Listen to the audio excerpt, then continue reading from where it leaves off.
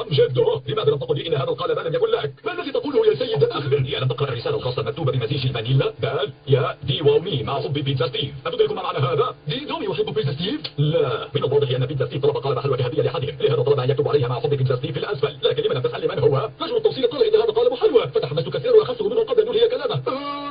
تبت. أنت محق، لقد التهمنا لتوي نصف قالب حلوى لم يكن لنا. علينا أن نكتشف ما كان محتوى الرسالة.